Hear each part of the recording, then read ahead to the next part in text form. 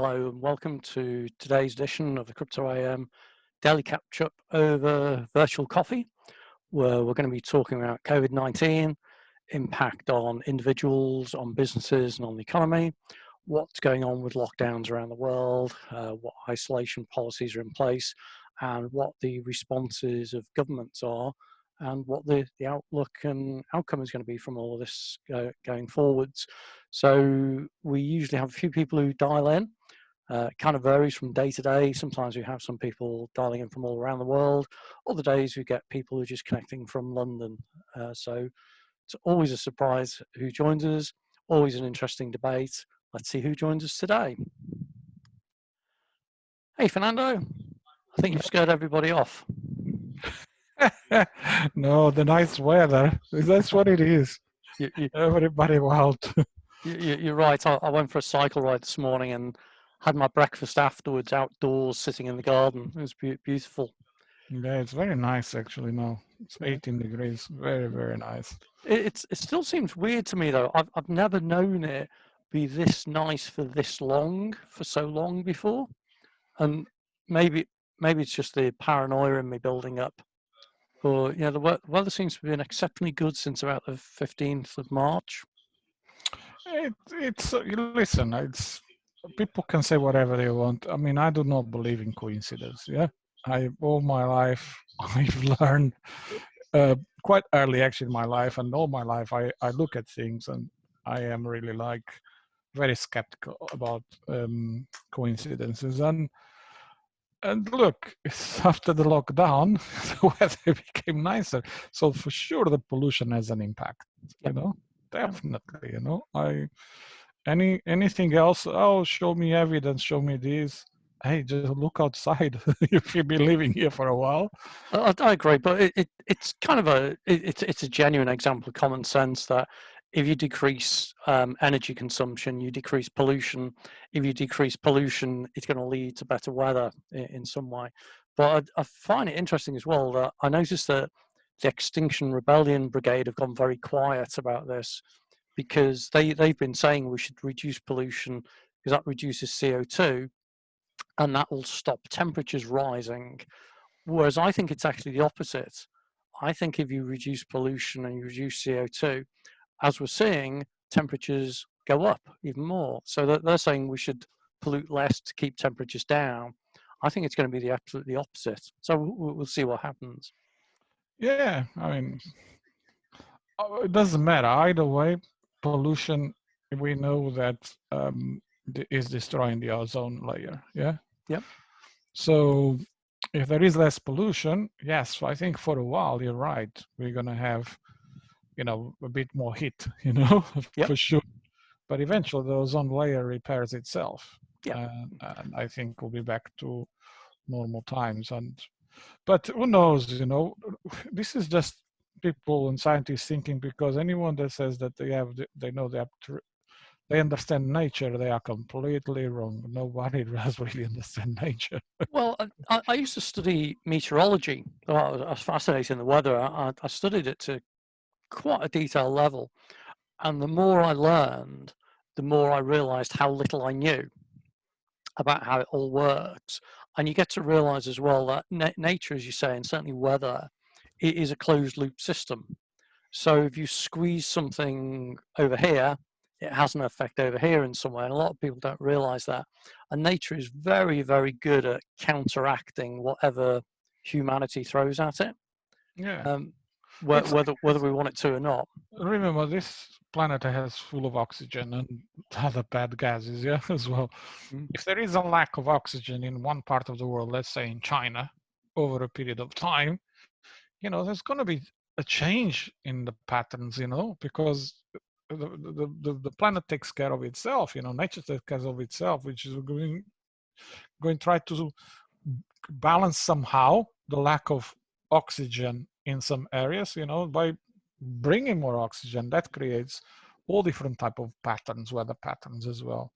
So it's become even more complex as we have a bigger impact in nature, isn't it? If we didn't have impact in nature, then it would be more predictable. But yeah, there's some argument to say that it's actually human beings are the virus, and so nature's just trying to sort out a bigger virus by creating coronavirus to wipe us out. So I'm a believer that this was a leak, okay, and by some stupid junior scientist, and because a normal virologist will kill himself or herself before. They know the protocols. They study for that. They exposed. They know what the pathogens do. You know, so protocol dictates. Yes, I die if that happens, and they all educated in that way. Junior person, he will cover up. Simple as that. You know. Well, there was a story a while ago. Well, there have been many stories about this, about how it could have been that there was a monkey that had been used for experiments, but they thought it had finished all the experiments they were doing on it, and so they were going to kill it off. But one of the low-level technicians took it to the market to sell it, thinking it was now clear of anything, and that was a possible infection point. Another one was a security guard did something similar and just grabbed one of the animals. So I agree. It's always interesting when you read the denials where they're saying, "Oh, there's no scientific evidence for this, no scientific," and everyone seems to be saying that the lab did not create and release the virus, and that might well be true, because it might be that it didn't create the virus, it actually found it in the wild and then did some things to it, and then the virus, exactly, as you say, leaked in some way. So I'm finding it very interesting. I watch with interest exactly how people say their responses. So like Fauci saying, oh, well, this was not created in a lab. Well, maybe it wasn't. Maybe it was found in the wild and then has been enhanced or modified or something. Yeah, they find create in the lab. You're right. I mean, it could be that they pick up the two viruses, like you said, in the wild from the pangolin and from the bats, because that's what it is. Yeah, that's already. I mean, the sequencing of the virus already know that 95% is bat, the rest is pangolin. Okay, so they know that. So the I mean, pick them up in the wild, bring them to the laboratory, and play around. Put them together in a controlled environment. See what does it happen if you put the two together. Yeah, you know, they recombine. You know what happens, and those are the experiments that a lot of these labs do, because to actually create a virus from scratch, you know, it's a different type of bioengineering. You know. And we're talking about the military grade here. I don't think that lab was a military grade laboratory. You know, it's as simple as that. These type of labs are used to study virus, to see what happens, what is to try to predict what's going to be the next one. Continually bring samples from outside, from different areas, and analyze them. That's the type of thing that they do. And that might be the kind of thing where they're doing research. And sometimes if you want to research the effect of a particular behavior or a particular DNA structure, you have to go and get something, modify it to match what you're trying to test, and then see what the results are. So it could well be it was just an unfortunate thing that didn't quite play right. It's interesting as well. Have you seen the YouTube video? There's an American, I think he's a virologist, who's talking in particular about the insertion strand in this virus. Is it the PPRA strand? I don't think I saw that one. I'll dig that out for you. You'll be interested in this. So it's a guy who appears to be knowledgeable about this kind of stuff. I phrase that because these days everyone's an expert. And he's saying how it is. If you look at how viruses and DNA mutates, a mutation is typically an element of it in it changes. So it might say, like, it might be GTC, ACT, whatever, and then it gets changed. So instead of GTC, it's GTA. He said, so you get these mutations all the time. That kind of happens. And when you look at SARS, MERS, the original COVID, and a few others, you see that the DNA strand is exactly the same, and you get these occasional mutations, which shows what's the difference between them. He said that the thing that is different with this virus is that there's not a mutation, there's an insertion. I said it's like you've got this string of DNA, which follows the standard pattern, and then there's an insertion point, which this particular string, I think it's PPRA or something he describes it as, is just different to anything else in the wild or that's been found before. So, but yeah, it's an interesting video. It's worth watching. Okay, good. Send it across. Yeah. By the way, did you see today the news that the French, I didn't post this yet. I'm going to post that now to the group while we're talking. The French doctors, they found a COVID case from December. Yeah. Did you see that one? Yeah, they've started going through the records to see if they can find any earlier cases. So they defrost the samples that they had collected from people, you know, that sometimes they do. And they found that one guy, let me click the link. He was a 43-year-old man, Amirou Shamar, Algerian born, fishmonger, yeah, in the northeast suburbs of Paris. So he hadn't traveled since visiting Algeria in August 2019. And he has no known connection to China. And he was a guy in Paris which already had the virus. He was not diagnosed. He was then diagnosed with a mild, I think it was mild pneumonia, yeah. And when they went, they are now going back to all the samples that they have frozen, yeah, as far as they can go and see if there was any traces of COVID. They found December already. But that's an interesting one. Again, that some of the tests aren't actually testing for the presence of COVID-19. The testing for the presence of, I don't know if it's a protein or some RNA or something, which is usually an indicator that you've had COVID-19. And this kind of goes back to the latest David Icke YouTube video. And David Icke, he's a fascinating guy, and I'm sure he talks a lot of genuine stuff, but he's also so far out there as to be unbelievable at times. And he was talking about how it is that a lot of these tests aren't actually testing for COVID-19. They're testing for a protein or a lipase or RNA, which actually is present in a lot of people anyway.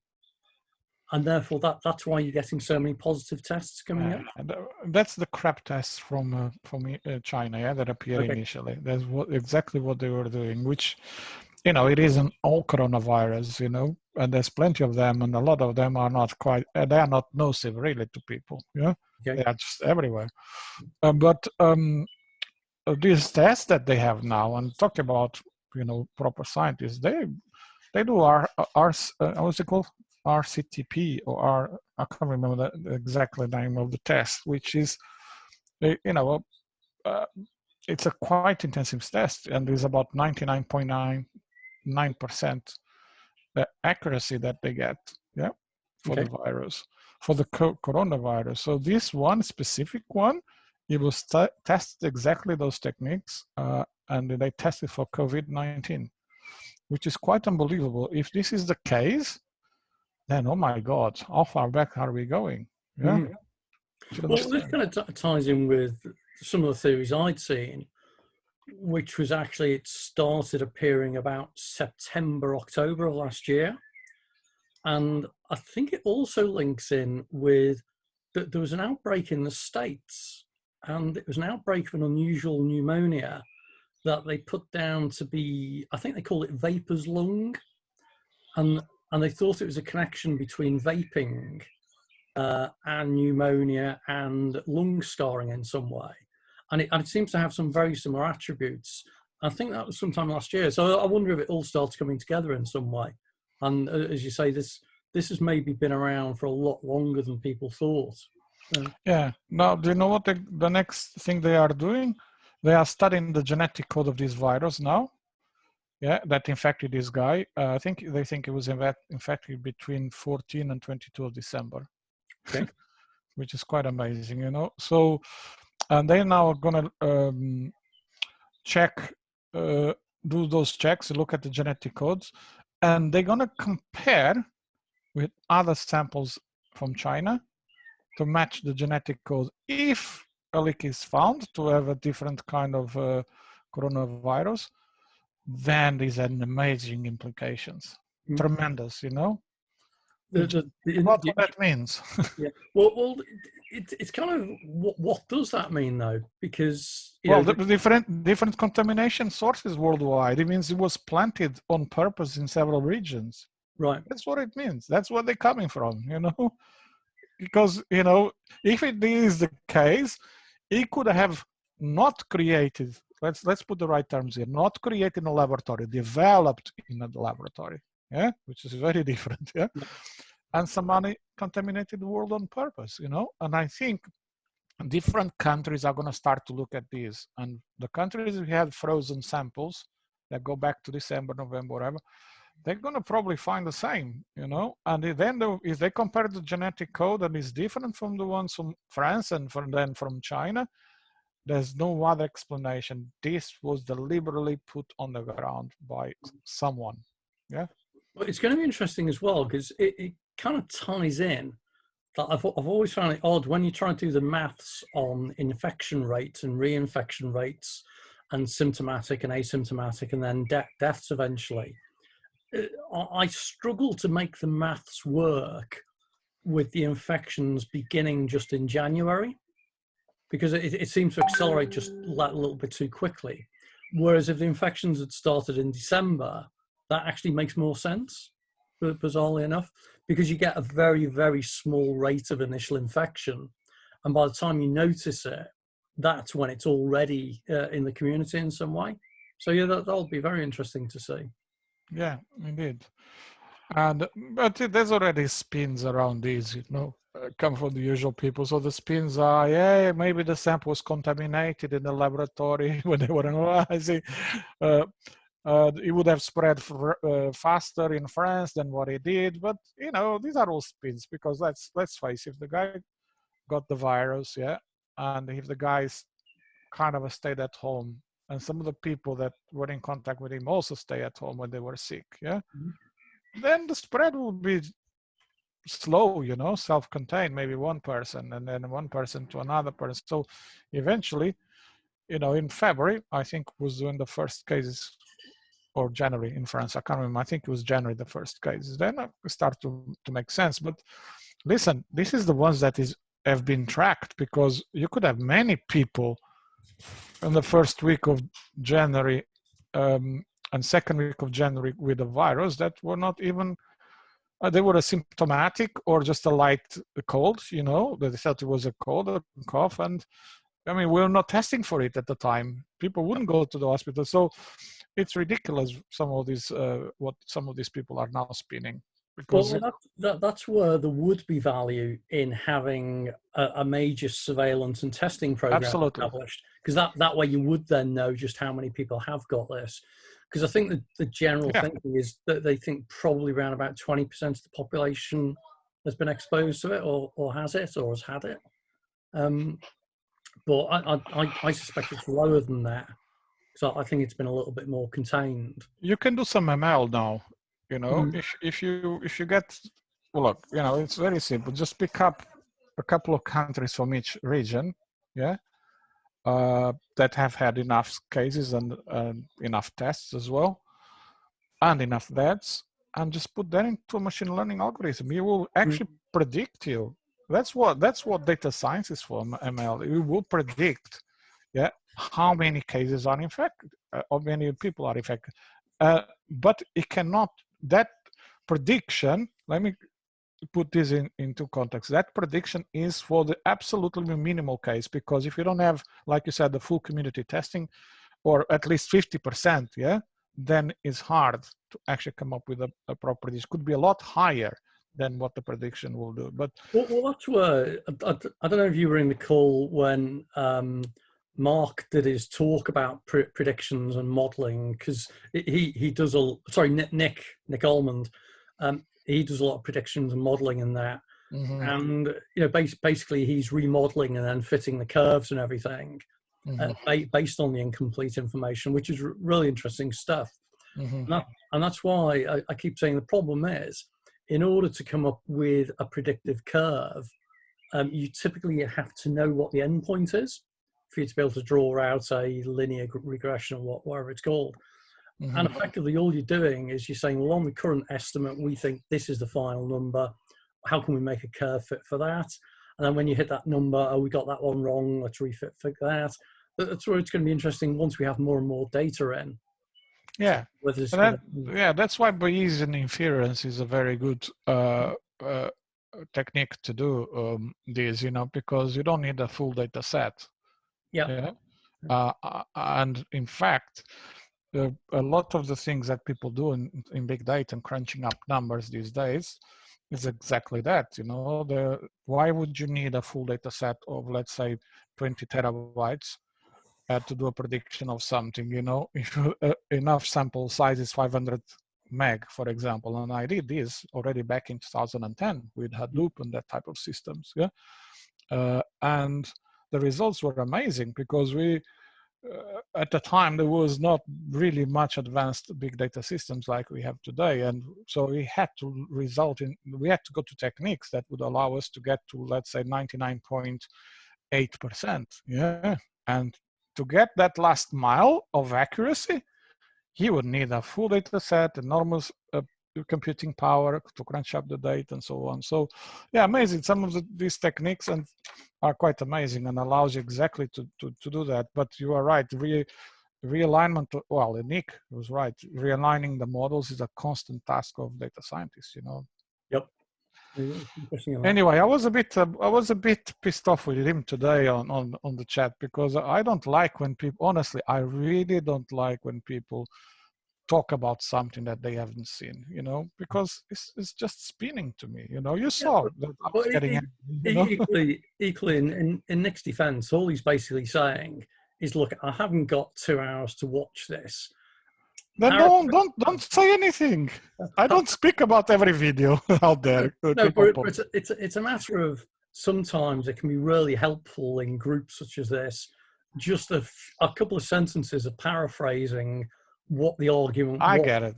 Yeah, I get you that. Yeah, and that I get you. Okay, it's fine. I didn't answer to you when you said that because I get you. Yeah, fine. Yeah, I should have put probably a couple of sentences, but you never seen me making an opinion about something I didn't read or something. I can have an opinion, agree or disagree, right? But about something that you actually watch and read. And this is what pissing me off, because I was telling you cannot give an opinion if you don't watch it, please. Because you talk about misinformation, Gary. Misinformation works on both sides, yeah? Yeah. Of the argument. Well, this is where it comes back. We're all time poor these days. And I always find it funny when I get people in other groups and that who end up spending ages and ages writing really, really long arguments about why they haven't got time to do something. Yeah, that guy on that pandemic group is just insane, that American guy. There's a few of them, because I've left quite a few of the groups because I was just getting information overload, and a lot of it was all spurious theories and ideas and concepts and all this kind of stuff. But that group has kind of like turned into a nice aggregation of all conspiracy theorists and crazy ideas and everything. So there's a few comments for yeah, I know.